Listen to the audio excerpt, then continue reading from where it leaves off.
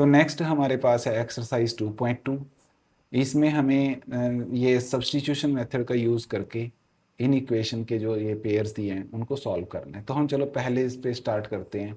पहला हमारे पास है कि x plus y is equal to 14, ठीक है।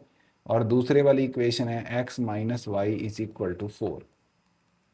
तो इक्वेशन 2 से मैं क्या करता हूँ, x का वैल्यू निकाल लेता हूँ, y को उठा के दूसरी तरफ ले जाओ, तो वो बन गया 4 प्लस वाई, और इसका नाम रख देते हैं 3, ठीक है। अब हम 3 को यूज़ करते हैं using result obtained in relation 3। जो 3 में हमें रिजल्ट मिला है उसको हमने 1 में यूज़ किया, ठीक है। तो 1 में हमारे पास है कि x plus y is equal to 14। चलो मैं लिख लेता हूँ एक बार। तो यहाँ x की ये वाली वैल्यू पुट कर दो, ठीक है। तो x की जगह हमारे पास आ गया 4 प्लस वाई प्लस ये वाला y इज इक्वल टू 14। तो ये 4 तो हमने शिफ्ट करा दिया दूसरी तरफ, माइनस हो गया, y और y मिलके हो गए 2y।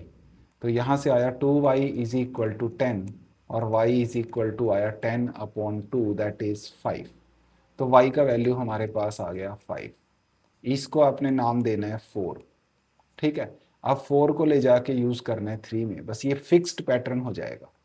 तो यहाँ लिखता हूँ इसको, using result obtained in relation number 4 in equation 3, ठीक है। 3 में, तो 3 हमारे पास है क्या, पहले वो लिख लेते हैं। 3 हमारे पास है x is equal to 4 plus y, ठीक है। तो यहाँ से मेरे को मिला x is equal to 4 plus y का वैल्यू कितना है 5, यहाँ हमने यूज़ करा दिया। तो यहाँ से मेरे को x का वैल्यू मिला 9। तो जो फाइनल सॉल्यूशन आया वो आ गया x is equal to 9 and y is equal to 5। ये बना फाइनल सॉल्यूशन। तो ये है सब्स्टिट्यूशन मेथड। तो नेक्स्ट देखते हैं, इसमें जो सेकंड है वो है s माइनस टी। अब की बार x और y नहीं है, उसकी जगह पे x और s और t है। तो s minus t is equal to 3 है, ये इक्वेशन 1 है। और इक्वेशन 2 में s upon 3 plus t upon 2 is equal to 6 है, ये इक्वेशन 2 है, ठीक है। तो आप ऐसा कर सकते हैं कि इसमें पहले एलसीएम लेके इसको सॉर्ट कर सकते हैं। तो 2 और 3 का एलसीएम आता है 6, तो 6 से थ्रू आउट मल्टीप्लाई करा दो,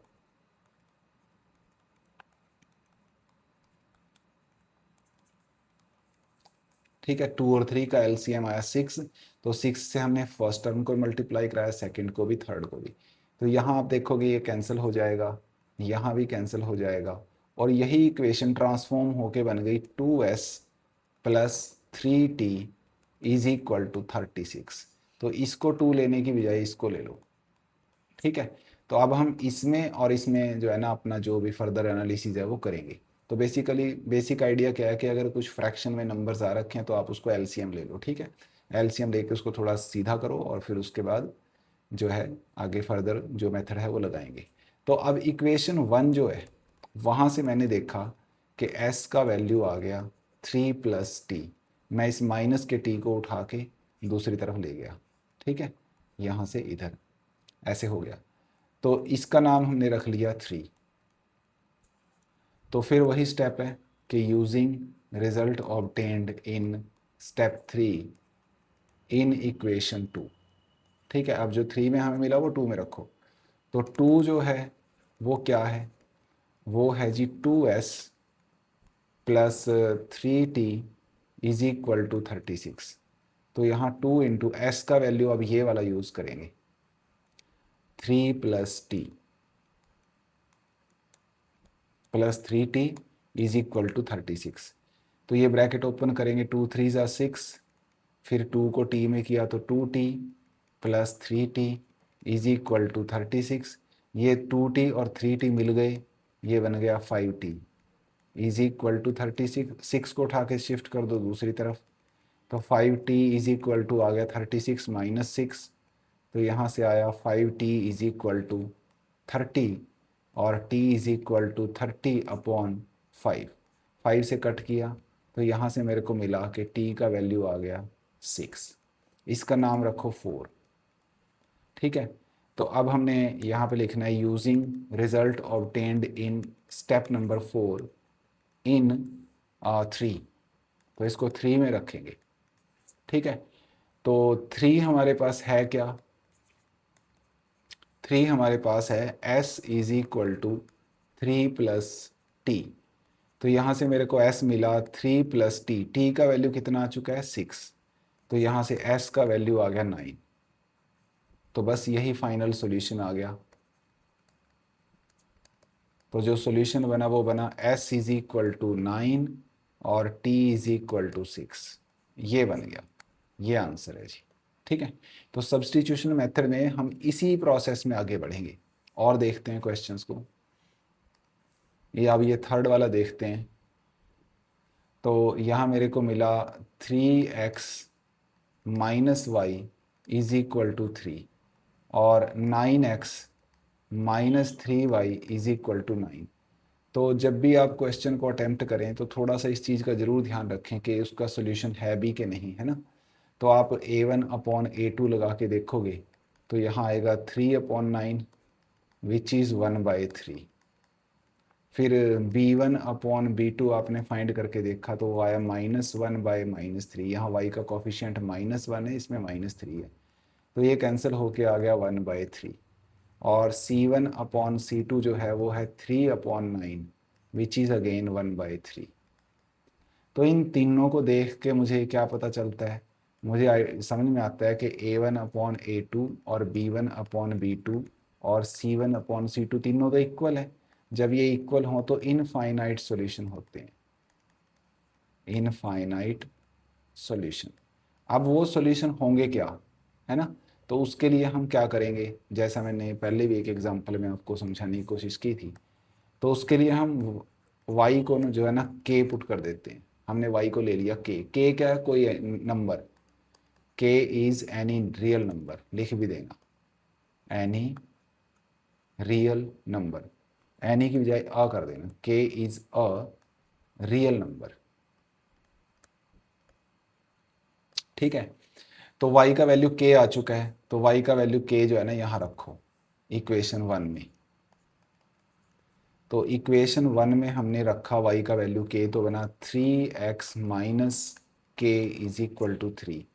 तो यहाँ से मेरे को मिला 3x is equal to 3 plus के और x इज इक्वल टू आ गया 3 प्लस के अपॉन 3। तो ये मेरे को मिला x का वैल्यू। ठीक है जी, अब ये x का वैल्यू जो है ना आ गया और ये y का वैल्यू आ गया। ठीक है, इन दोनों को आप सेकंड इक्वेशन में सब्स्टिट्यूट कर दो, इसको और इसको मैंने नाम दे दिया 3। तो लिखा using result obtained in relation number 3 in equation 2। ठीक है, तो इक्वेशन 2 हमारे पास है क्या, इक्वेशन 2 है 9x माइनस 3y इक्वल्स 9। तो इसमें हमने x का वैल्यू लिखा 3 प्लस के अपॉन 3, y का वैल्यू लिखा k इज इक्वल टू 9। देखो y का k है और x का ही है, दोनों यहाँ सब्स्टिट्यूट करा दिए।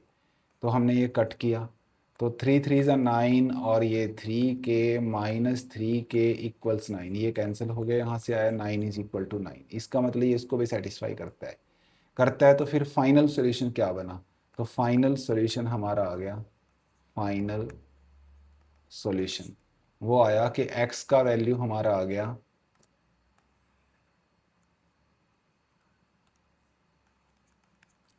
3 प्लस के अपॉन 3 और y का वैल्यू आ गया k।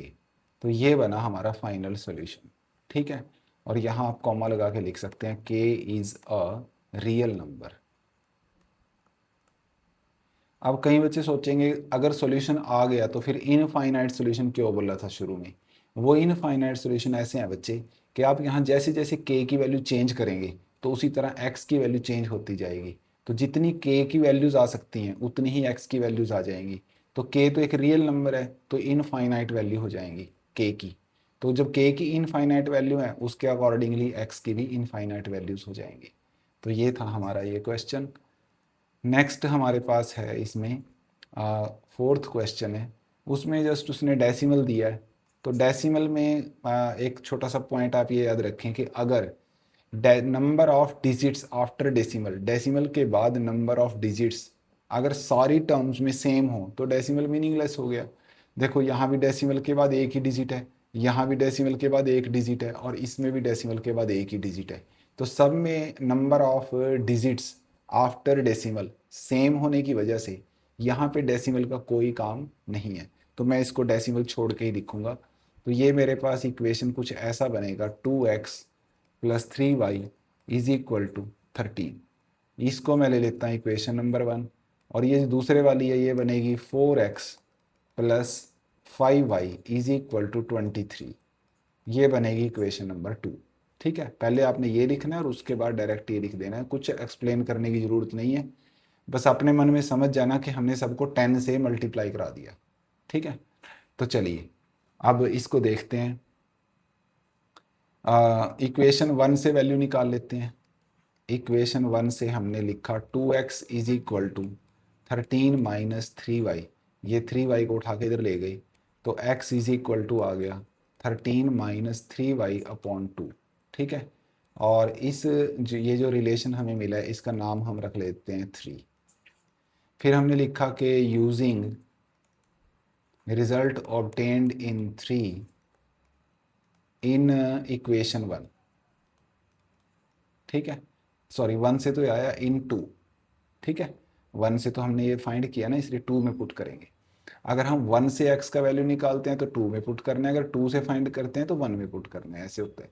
तो इसको हमने 2 में रखा, तो 2 हमारे पास ये है। तो इक्वेशन 2 हमारा बना 4x plus 5y is equal to 23। तो ये बन गया 4x, x का वैल्यू ये वाला यूज़ करेंगे 13 माइनस 3y अपॉन 2 और plus 5y is equal to 23। Right, तो यहाँ ये 2 से कैंसिल हो जाता है तो करा दिया। 2 से अब मल्टीप्लाई कराएंगे अंदर यहाँ और यहाँ ऐसे, तो मल्टीप्लाई कराने के बाद ये यहाँ दिख रहा हूँ मैं इसको, ये बन जाएगा 26 2 13 सा और minus 6y plus 5y is equal to 23। अब इन दोनों को मर्ज कर दो तो ये बने इस 26 को भी उठा के हम इधर ले जाते हैं, 23 माइनस 26, ये 26 इधर जा गया, प्लस वाली वैल्यू थी, ये प्लस का था तो उधर जाके माइनस हो गया, और ये दोनों मिले माइनस के 6 और प्लस के 5, तो ये बना माइनस वाई। ठीक है, तो minus y is equal to ये बन गए माइनस के 3, प्लस के 23 है माइनस के 26, तो माइनस 3, माइनस से माइनस हटा दिया तो वाई का वैल्यू आ गया 3। इसका नाम रखा रिजल्ट नंबर 4। फिर हमने बोला कि ये जो 4 में वैल्यू मिली है, यूजिंग वैल्यू ऑब्टेन्ड इन 4 इन रिजल्ट नंबर 3, इसको 3 में पुट किया तो क्या बन जाता है वहाँ से, x is equal to 13 minus 3 into y upon 2, ये है हमारा रिजल्ट नंबर 3। बट y कितना आ चुका है 3, तो वो हमने यहाँ पुट करा दिया। तो यहाँ से मेरे को x का वैल्यू मिला 13 माइनस 3 3 ज़ा 9 अपॉन 2, 13 माइनस 9 होता है 4, तो 4 अपॉन 2 दैट इज़ 2। तो इस तरीके से अपने को x का वैल्यू मिल गया फाइनली 2 और y का वैल्यू 3। तो हमारा जो सॉल्यूशन बना वो बना x इज इक्वल टू 2 और y इज इक्वल टू 3, ये वैल्यू आएगी। ओके, तो चलते हैं नेक्स्ट क्वेश्चन पे। नेक्स्ट हमारे पास उसने ये दिया है √2x plus √3y equals to 0 and √3x minus √8y equal to 0। तो चलिए इसको देखते हैं। इसको हम ले लेते हैं इक्वेशन 1, इसको 2।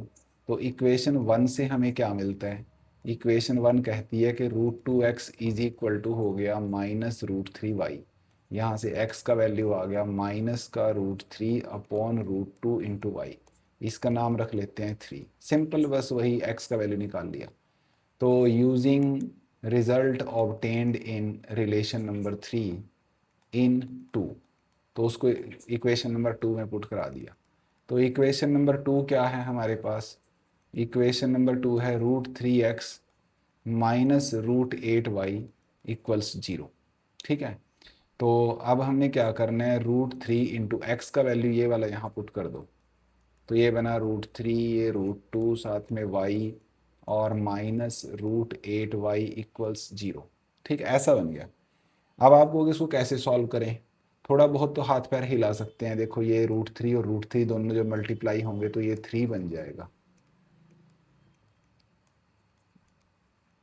ऐसे। अब आपको ज़्यादा कुछ करने की ज़रूरत नहीं है, आप सिंपली दोनों में से ना y कॉमन लो। y कॉमन आया तो यहाँ बना 3/√2 - 8 इक्वल्स 0। तो y इज इक्वल टू बना 0 अपॉन ये पूरा नंबर, ऐसे ही लिख देना। और हमें पता है कि y अपॉन जब कोई नॉन जीरो नंबर आता है, सॉरी जीरो के अपॉन में जब कोई नॉन जीरो नंबर आता है तो वैल्यू हमेशा जीरो होती है। तो यहाँ से मेरे को वैल्यू मिल गई 0। तो इस रिलेशन का नाम हम रखेंगे 4। फिर हम कहेंगे कि using values obtained in relation number 4 इन 3, उसको 3 में ले जाओ। ठीक है, तो 3 से मेरे को क्या मिला, 3 से मेरे को मिला कि x इज इक्वल टू है -√3/√2 इंटू वाई, और y आपका आ चुका है 0।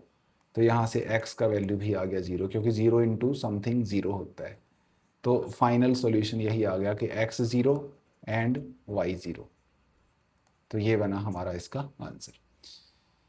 ओके, तो यहाँ एक छोटा सा आपके ध्यान में एक पॉइंट लेके आता हूँ कि कई बार ना 1 मार्कर में ये दे देता है। मान लो 1 मार्कर में ऐसा क्वेश्चन दिया जिसमें कोई x वाली टर्म है ऐसे, और y वाली टर्म है और इक्वल टू 0 है, और एक दूसरा है जैसे मान लो cx+dy इक्वल टू 0। ठीक है, तो ए बी सी डी कुछ भी हो सकते हैं जैसे यहाँ रूट में है, बट मेन पॉइंट है कि उसमें बस इतना ही है कि एक एक्स वाली टर्म है, एक वाई वाली टर्म है और आगे जीरो है। इसमें भी एक्स वाला, वाई वाला और फिर जीरो। ये जीरो होने से आप पक्का मान के चलना कि इनका सॉल्यूशन हमेशा यही आएगा, क्या, x equal to y equal to 0।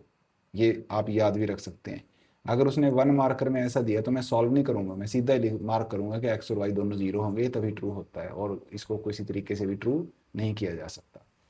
चलो जी, एनी हाउ, फिर देखते हैं नेक्स्ट क्वेश्चन। तो इसमें आप ऑब्जर्व करोगे तो इक्वेशन 1 जो है, ये इक्वेशन 2 है। 1 में डिनोमिनेटर में 2 आया है, 3 आया है। 2 और 3 का एलसीएम क्या होता है, 6 होता है। तो मैंने इक्वेशन 1 को 6 से मल्टीप्लाई करा दिया। तो जब मैंने इसको 6 से मल्टीप्लाई कराया तो कुछ ऐसी कहानी बनी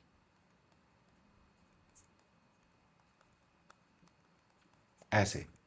तो ये क्या बन जाएगा जी, कैंसिल करा के 2 3 ज़ा और ये 3 2 ज़ा, तो ये तो 3 3 ज़ा 9x हो गया, और -2 5 ज़ा 10y हो गया, और इज इक्वल टू हो गया -12। तो अब आपने इसको 1 ले लेना है, बस ये ध्यान रखना है थोड़ा सा। ठीक है, मतलब हमने पहले वाली इक्वेशन को सिंप्लीफाई करके ये बना लिया और इसको 1 मान लेना है। फिर इस सेकंड वाले में भी हमने यही करना है कि इसको लिख के आप ऐसे और 6 से मल्टीप्लाई करा देना, बिकॉज इसका भी एलसीएम क्या है, 6 है। तो x अपॉन यहाँ लिख देना 9, x/3 उसको भी 6 से मल्टीप्लाई कराया, और y/2 उसको भी 6 से कराया, और 13/6 उसको भी 6 से कराया। तो ये आ गया 13 2 ज़ा, और ये 2 3 ज़ा, और ये 6 से 6 कैंसिल। तो ये बन गया अपने पास 2x plus 3y is equal to 13। ये इसको ले लेना इक्वेशन नंबर 2। अब आगे सारा काम वही रिपीट करना है कि एक्स और वाई के लिए इनको सब्सटीट्यूशन मेथड से कैसे सॉल्व करते हैं, सेम प्रोसेस रिपीट हो जाएगा। तो मैं इक्वेशन 1 को लेके चलता हूँ। इक्वेशन 1 से मैंने लिखा कि 9x इज इक्वल टू, ये 10y माइनस का था, इधर जाके प्लस हो गया, और -12। ठीक है, ऐसे बन गया। तो इसका नाम रख लिया हमने 3। फॉर 3 को फिर हमने यूज़ करना है 2 में, using 3 result in 3 in equation number 2। तो इक्वेशन 2 हमारे पास है 2x प्लस 3y इक्वल्स 13। अच्छा, यहाँ एक स्टेप थोड़ा छोड़ दिया मैंने कि x इज इक्वल टू, ये 9 भी इधर ले आना, ऐसे इसको ले लेना 3, ये है 3। ठीक है, तो अब ये जो यहाँ पे आप x का वैल्यू पुट करेंगे तो देखें क्या बन जाएगा, 2 इंटू एक्स का वैल्यू है 10y माइनस 12 अपॉन 9 और प्लस 3y इक्वल्स 13। तो इसको हमें सिंप्लीफाई करना है। तो देखो जी कैसे होगा, मैंने ध्यान दिया कि चलो पहले इस 2 को मल्टीप्लाई करा देता हूँ अंदर। तो 2 को मल्टीप्लाई कराया तो ये बन गया जी 20y minus 24 upon 9 plus 3y is equal to 13। ठीक है। अब मैंने देखा कि डिनोमिनेटर में 9 है, तो यहाँ 1 है, 9 1 1 1, इन सबका एलसीएम आता है 9, तो सबको 9 से मल्टीप्लाई करा दिया। तो 9 से मल्टीप्लाई कराया यहाँ और यहाँ और यहाँ, सबको मल्टीप्लाई करा देना। तो आप देखोगे ये तो कैंसिल ही हो जाएगा।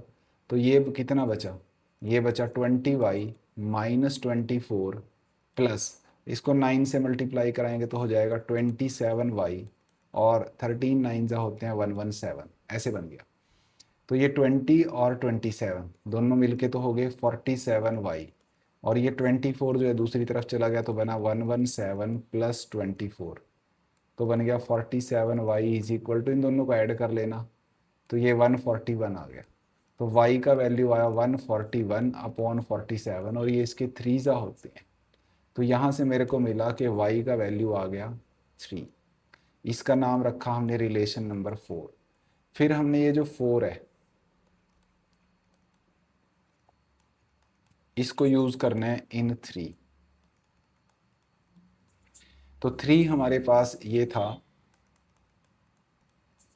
कि x इज इक्वल टू ये वाला 10y माइनस 12 अपॉन 9, ये था हमारा 3। तो इसमें हमने y का वैल्यू यूज़ कर देना है। तो 10 इंटू वाई का वैल्यू 3 आया है तो यहाँ 3 रखा माइनस 12 अपॉन 9। तो ये 10 3 ज़ा 30 minus 12 upon 9, x is equal to आ गया 18 अपॉन 9। तो x का वैल्यू आया 2, x का वैल्यू बना 2। तो ये बन गया जी हमारा फाइनल सॉल्यूशन कि x का वैल्यू 2 है और y का वैल्यू 3 है। तो पहले एलसीएम लेना है और उसके बाद सब्सटीट्यूशन वाला जो स्टैंडर्ड प्रोसेस है वो अप्लाई कर देना है।